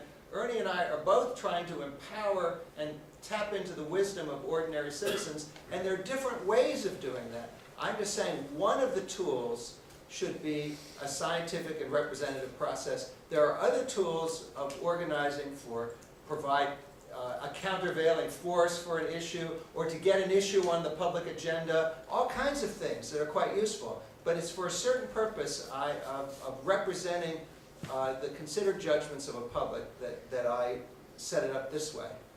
Ernie? Yeah, but I guess I'm not just in agreement with Jim as much as I want to point out this point, which may sound like I'm disagreeing. But I'm told, I'm not an expert on any of these things, but because I'm not either a legal theorist or political scientist or any of the things that people have mastered in this room. So I'm at your mercy. But I'm told by a friend of mine who's a classic scholar, I think he's at the University of Texas here, who wrote a book called Reverence, and then a book on theater, on watching and being watched, that one of the things that made Athenian democracy work so well as it did, up to a point, notwithstanding the people who were excluded, which is an important question, but anyway, I won't go there right now, was the fact that everybody had to participate in Greek theater. So everybody had to play a role, and everybody had to be in the chorus or play a role, and so nobody was excluded, according to his. And so therefore, that was one place where people mixed it up in Athens. And they also learned different points of view, different perspectives. So they had to play Trojan women, they had to play Ajax, they had to play all these different characters in the drama. They had to play Antigone, they had to play Creon, they had to be part of the chorus. And so everybody got into it, okay? And nobody could get out of it, all right? And so that there were things in Athens that other institutions which were enabling, developmental, which created opportunities for people to get outside of themselves, did for them what Adam Smith thought commerce was going to do, and David Hume thought was going to do for people. So we have to figure out here, what are those institutions that we're going to develop, okay, which enable people to learn how to negotiate, how to have fights with each other, how to argue, how to make concessions, okay? If there's one word which defines democracy, is compromise. But there's the compromise of half a loaf, but that's still bread. It hasn't changed the nature of it. But then there's the compromise of Solomon, half a baby. Half a baby's a corpse. So it's not a question of you compromise, which ones do you make? My understanding of why it worked in Venice was because of the multiplicity of different groups of people who were constantly bargaining, negotiating, and arguing with each other. And once they got rid of that kind of pluralistic inclusivity in Venice and started making Venetians, a thing, okay, as every empire, according to Amy Cho in her book, does eventually, the Habsburgs, etc. Then when you start not allowing newcomers to come in and disrupt you, when you stop allowing immigrants to come in and disrupt you and bring these unanticipated hopes and dreams to the conversation, that's when you get stale and bitter and atrophy and etc. So that would be, my hope is that we don't lose sight of the need for creating those that's why we organize broad-based organizations, so that people have some vehicle not only to have their voices heard, but to learn how to negotiate, how to argue, how to deliberate. Let's take 3 more questions or comments. You, sir, and you, sir, in the back, and you, sir, in the back. Yeah, Jenny has a microphone. I hope I'm not overriding you. Don't worry about it, Jenny. You go ahead, we'll make it 4 people. Okay, so this is really more of a comment in response to Sandy's original question than it is a question. And the question was, Sandy's question was, could we extend this system that we have in the United States to the world? And yeah, my answer is God knows, but certainly not now. And these are the 2 reasons. The second part of your question is, what's the role of a citizen in a really extended republic, including our president? We don't know how to do it now very well. My first book was about town meetings. That's the ideal of democracy. What I found was that it's a working class town, so I'm not talking about working class people not being able to have power. I'm talking about lower working class people not having much power. And the people who dared to talk up at town meeting, who were lower working class, were only those people who had got together before the town meeting and sort of supported each other, kind of sat together. And one of them, they decided what to say, and one of them would say it. We didn't know that that was the case about town meetings. Even the town meeting, which is our ideal, is flawed because the lower people, even if it's a working class town, the lower people don't talk. So we've got to find ways of bringing everybody in, and we don't know how to do that yet. So before we go around and sending it to the world, let's get it a little bit better here. Now, what role can the citizen play in a really extended republic? I think all we want to focus on is giving citizens 2 kinds of experiences, and the second one has 2 varieties. One is getting together with people of the same persuasion and taking action. And as you do that, you experience a form of efficacy, you experience a form of community, you experience a form of ideas coming out of people with whom you have similar ideas. That's very important, and I'm sure I've been part of, actually, Ernie, I don't know if you remember, long ago, been part of seeing Ernie do that with his group. The second is getting together with people of opposite ideas. And there you need both the deliberative opinion formation, in which you're trying to kind of reach a consensus about what ought to be good for everyone. But one of the reasons Jim's deliberative polls work so well is they don't take action. They put the citizen behind the veil. They make the citizen the thought generator. Then you have to give people the experience of getting together with people's opposite ideas and taking action. And that's what Ernie was just talking about when he said, you have to learn how to fight. You have to learn how to fight and negotiate. If we can give citizens those 3 kinds of experiences, then they may be able to understand a little bit what what's going on more in legislatures. Instead of being irritated with legislatures, they'll know what it was like to have to negotiate. So we should give up on the idea that citizens should participate in lots and lots and lots of things and focus on giving citizens certain kinds of select experiences which will then allow them to participate better in the kind of politics in which they can't and shouldn't have lots and lots of direct control. I would like to ask a friendly amendment to your proposal. There's a third thing that they need to learn how to do, and that is that after the fight to solve the problem has been solved, and then it gets unraveled. They learn how to come back at it again, and or learn how to change that which they thought was a good solution ends up being having all kinds of unintended consequences, and they realize they got to rethink what they originally thought was their ideal solution, which then requires that they not seek out people who used to be their adversaries. And remember that there's no permanent enemies, no permanent adversaries, and we have to, and our interests are always changing. The next person was over there, yes. Steve Bickerstaff, he just very brief. I have a question for Mr. Edwards, but also two quick comments. One, I was in China last year with a delegation also. First question for me was, when was California going to go bankrupt?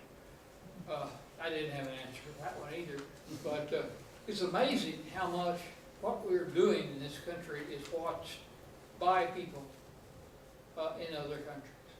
And I wasn't thinking about California's bankruptcy, but they were, certainly.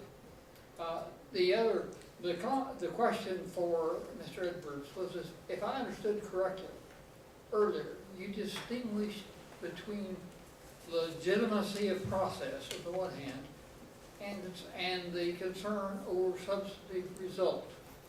And there are some of us who feel that some of the mistakes attributed to Obama in the first of his terms was because he had the respect for the process. Or he tried. Maybe it came from his experience as a professor of constitutional law, but that he respected or thought that the process ought to be one in which it was Congress that took the initiative in so many areas, not the president. But what that led to was criticism of him for not taking the lead as strongly as he should have. Now entering the second term, and my question are twofold. One, do you think he made, that was his mistake? I mean, do you think it was in the first term? And secondly, what does it say about which is the legitimate consideration? Do you give the process the opportunity? If it doesn't work, it doesn't work. Or do you seize on the end result that you want and try to achieve it? And if so, does he do it in the second term? Thank you. The next commenter was back there. Well, you want me to answer? No, because we'll never, Okay, we'll, at the end of 4, we'll. okay, got it. Thank you. I had the privilege in the early 70s teaching at the University of Chicago, and also worked in the Nixon White House. And when I saw the money sloshing around there, the Gulf funds that were used to fund Watergate and all that, I got sort of horrified at the impact of money on politics. So I spent the next 20 years of my life with 2 PhDs in mathematics, and we wrote an economics book published in 1989 called Black Hole Tariffs, which is what happens if you have goods markets, factor markets, lobbies, and political parties, and they all act in their own interest, which is the rational economic kind of approach to the way we can approach problems. And what we found there was in hyper-competitive economic systems, where you get out on the production possibility curve, the only movement you have left after that, there's more efficiency gains to be had, so everything becomes redistributed. One group doesn't get more without taking it away from somebody else. And so that's a motivation then for special interest politics and the money we see in Washington and the fighting. when you combine that with a hyper-competitive political system, where the votes are very close and things are very even, the mathematics will get you what's called an economic black hole. So you'll get major problems developing in the economy. Stigler's capture theory pretty well describes what happened with Wall Street in the 2000s, leading to the 2008 subprime lending crisis, where Wall Street both created a crisis and then they bailed themselves out with public money. And so that's the kind of perversities that can come from that. Now, that being said, I'm all for work with Larry and everybody else on the evils of money. I've taught global finance over for the last 30 years as well. And one thing we see in global economies is that if you don't take care of the rich people, your country isn't going to do well. And so rich people are well taken care of because of private property rights and all that in Germany, the US, and Japan. And today, 33 cents out of every dollar spent on the globe is money earned in just those three countries. And both Germany and Japan geographically are smaller than the state of Illinois. So there's enormous power in private free markets letting them do what they want to do. Which leads to my last point, which Sandy raised, I thought, a very interesting point today about what would happen if we could make the United States extend into Canada, Mexico, and we have a united country of North America, and eventually might become some kind of center of the world. And what's happening right now, ironically, with the corruption in Washington and all the money sloshing around, all the foreign money now coming in and trying to influence U.S. government, it's very interesting that implicitly that Washington, D.C. may be becoming sort of a de facto capitalist capital of the world in terms of finance, influence, and politics. That's a creative idea. It's probably wrong, but just thought of it. Thank you. And there's a gentleman over there who is the next person.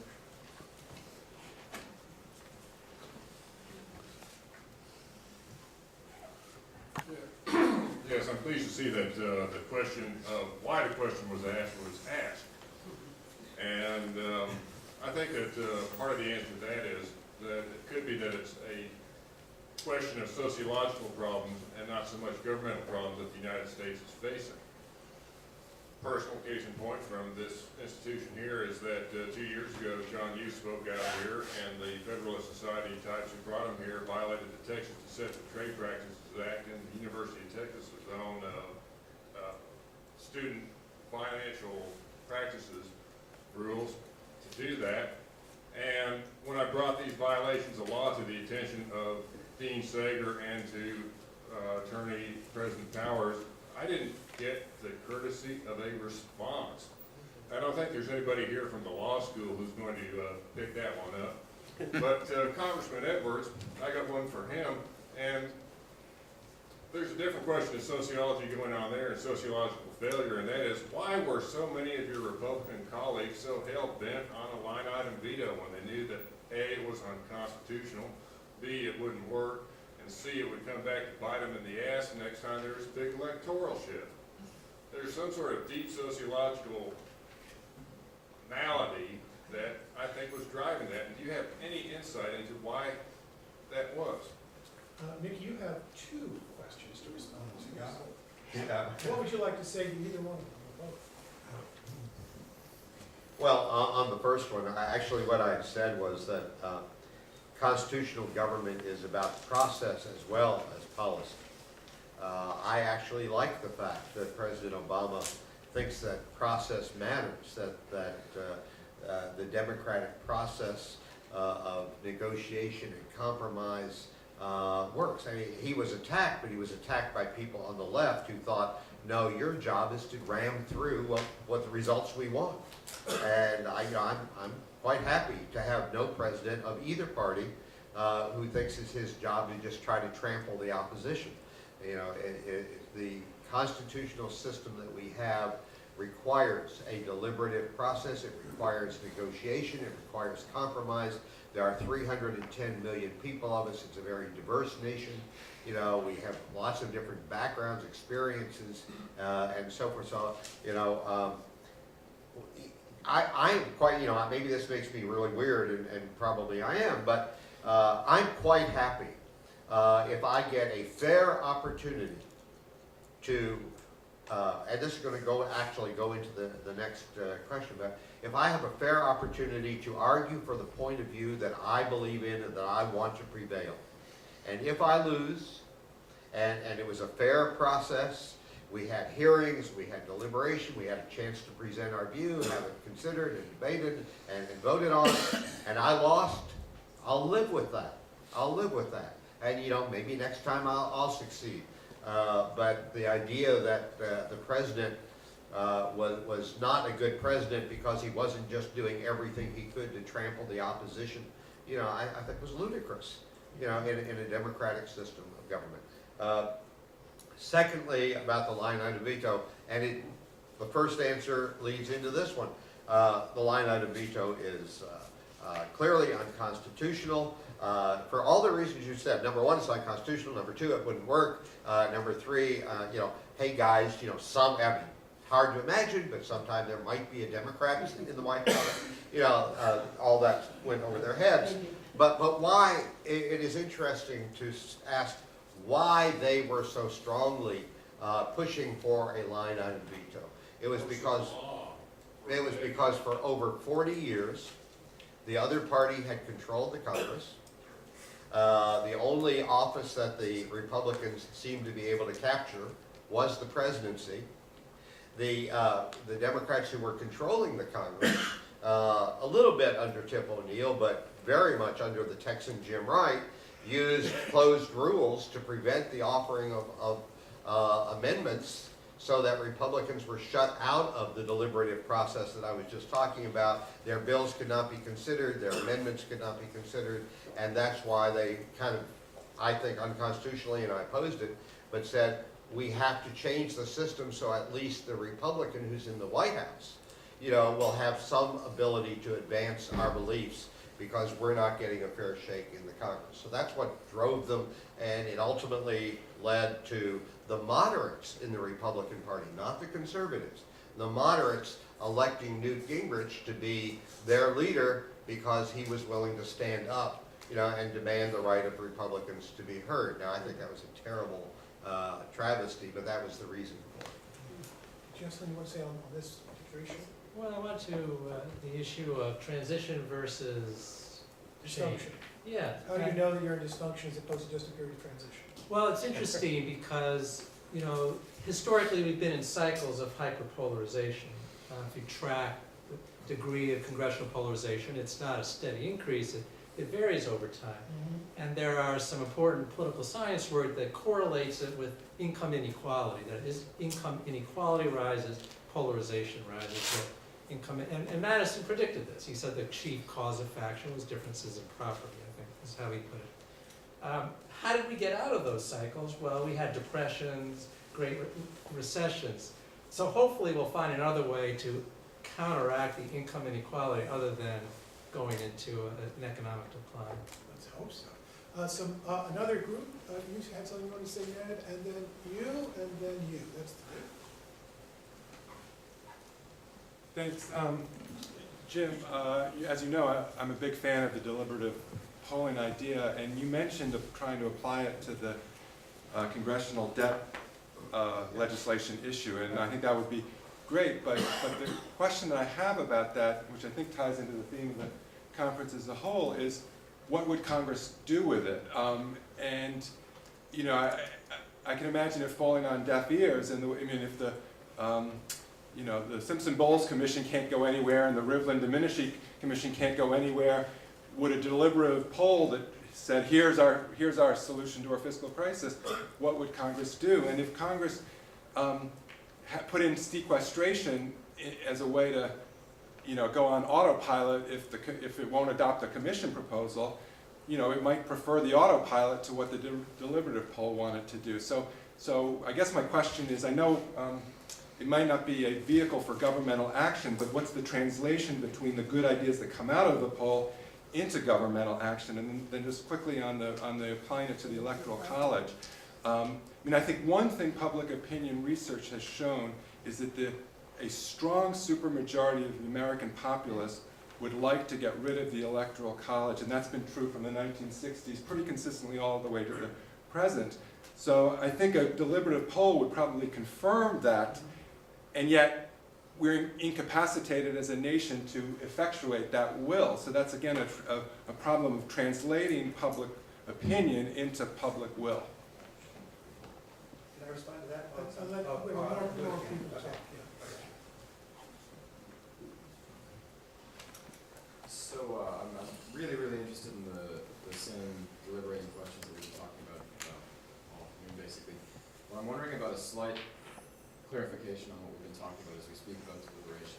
Deliberation seems to mean more than just a bunch of people talking about the same sort of idea, but instead it's something along the lines of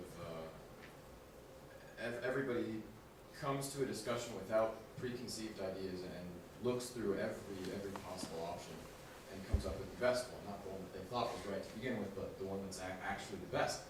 You know, we talked about Athens a lot of times, and they had a fantastic system of deliberation in place, but still made some really, really terrible decisions.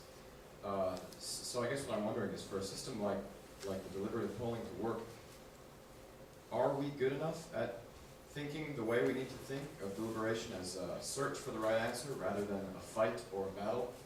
You know, at the end of a true deliberation, there shouldn't be a victor and a vanquished, but just a group of people who have discovered what was the right idea all along. They only needed to find it. So are we good enough at thinking that way to pull off a really great deliberative polling system? Thanks.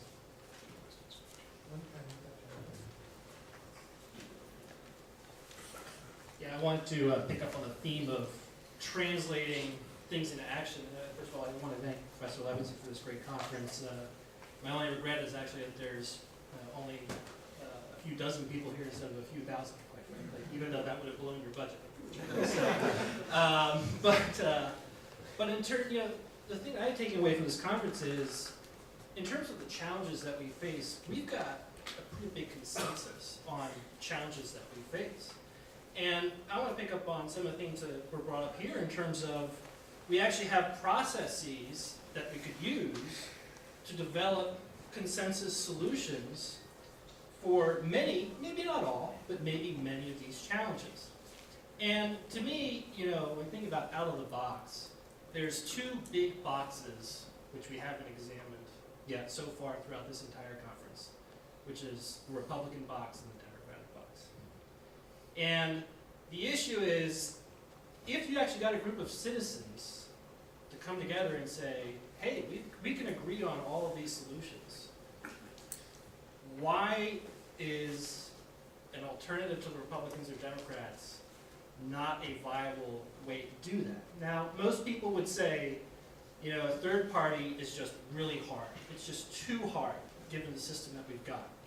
But look at all the things that we have to tackle if we try to change the system from within. That is really hard as well. And what I would say is, we need to consider as a people, you know, what is the harder path? Is the harder path trying to change the system from within, trying to get Republicans and Democrats to do all these things themselves? Or is the solution to form a new group that's built around trying to find solutions to all these challenges that we face? You have two questions asked to you. Okay. So Ned raises the question of, so if we did a deliberative poll on the debt, or what was the other one? Oh, the Electoral College, what difference would it make? So, yeah, this is a hard problem. In California, we had this, there was a different solution, which was we put it on the ballot. And then you have to fight that fight. But at least you're just like the Athenian Council, you're setting the agenda for the votes of everybody else. So there's a clear path to getting a decision one way or the other. My notion with the Electoral College was to somehow put together a distinguished commission that would consider, you know, the Electoral College, yes or no, is not just the issue, what do you replace it with? And there, as you know better than I do, there are different models for what a national popular vote or something else might be, and how it would work, whether it be runoffs, what do you do about recounts. I mean, there are serious issues. So and some of these issues are more serious than others, but they're used to discredit solutions without serious dialogue. Why not get a serious examination by the people and air all the issues in conjunction with an advisory committee, a group of policy elites who would really think it through, and then make a recommendation to try to get a constitutional amendment started, or at least revisit the issue which has been dead and buried. And what you have then is a route to responsible advocacy, not just the bad reasons, but the good reasons, the reasons that weigh with the public when they've actually considered all the arguments, and you can sort of lay bare what the frivolous objections are. So I'm not saying that we could do it. I think it would serve a constructive purpose in the dialogue, and it might, when people realize how many, what a great transformation in democracy it would be if everybody's vote counted. You might be able to get some traction. I don't know. On the debt, yes, they're hyper-partisan, but I think the commission. A commission should have consulted the people about these choices, and I would love to set an example where anytime there's a commission, they ought to consult the people, and they ought to consult the people not by just having a few open meetings where the interested and self-selected turn up, but a process that is representative and thoughtful, that would, and then again, you get the way the people weigh the trade-offs could be inserted into the discussions and negotiations. The people are not meaningful. Every interest group is a part of this debt thing right now, and every organized interest in every and the intense constituencies. But the people themselves do not have any mechanism in a representative way, an informed way to get to be part of this dialogue. So my idea is just it would be part of the dialogue. Yes, we would make a television program, whatever, as we've done with others, but we would have the data to show how and why, just as with our California report, there was enough analysis, quantitative and qualitative, so we could really see the reasons why people would accept certain trade-offs or not when they thought about it. So I will point out that in Brazil, in the state of Rio Grande do Sul, in Porto Alegre, where they do the self-selected participatory budgeting, we did a statewide deliberative poll about a very difficult issue, civil service reform, where there was a lot of intensity. And we ended up giving the governor the material for legislation that was passed. And so it became, and now we're going to go back and do another deliberative poll in Porto Alegre. We're going back in February to set it up. So, and we think we're going to get it inserted into the participatory budgeting, which is famous around the world, but self-selected, but where you could get the deliberative poll as an agenda setter for what the people should be budgeting about. Participatory budgeting is where the people make some of the budget of the city. So it seems to me that the Porto Alegre example was an example where we actually got some legislation out of it because the governor could say, this is what the people wanted and this is why. And with other reasons, so it can be used in this way. But it's a hard slog because we have a democracy of inattentive citizens and organized interests, and it's gerrymandered, and it's got all kinds of campaign finance problems, as Larry points out, and he's absolutely right about all that. And the combination of these things leads to deadlock and or bad decisions, or decisions sometimes based on widely accepted misinformation. So we can get some of the distortions out of the system with this, but in the context of these highly salient, organized problems, it's not by itself a solution, but I think it's constructive. Mickey, did you have something you want to say on this? Yeah, I had a couple of comments that are actually related somewhat to each other. When Jim Wright was Speaker, he proposed the idea of creating a national poll that would be made available to members of Congress to guide them in their decision making. And the idea was shot down pretty quickly, and it was shot down on a couple of bases. One was, that when you take the national poll, one of the things that guides it is how you frame the questions, and there was some concern about how that would be. But bigger is that members of Congress under our system have a representative function, and it is not merely the accumulation of the views of all of the people who live in the United States, but if you represent a group of citizens whose primary income source is wheat farming or fisheries or whatever, that the idea is that they have a voice in the decision-making process. And so we don't have a, quote, democracy. We have a mediated, constrained democracy for various reasons that I think the founders saw convincing, and that I do too. So what we do is we protect in our system not only against a tyranny of a concentrated power, but also against tyranny of a majority that would override the rights and the interests of people who are not part of the bigger majority. We have this deliberation within a constitutional framework. And so without referring necessarily just to electoral college or anything else, there are reasons why the Congress at least chooses not to be governed by what some kind of a national poll, where, no matter how the participants are selected. We have a republic if we can keep it. Right. We are past 3:30. Sandy, where are you? I was going to hand it over to you to bring the ship into port. Well, first, let me thank all of you for coming. I think it's an extraordinary conference. Not the least of it is that not only did every session start on time, but on a quite lovely Saturday afternoon, the courtroom is still relatively filled up because of the people who participated. And I think there have been just an extraordinary number of fascinating presentations, all of them courteous. I mean, I think this has modeled what a deliberation might look like.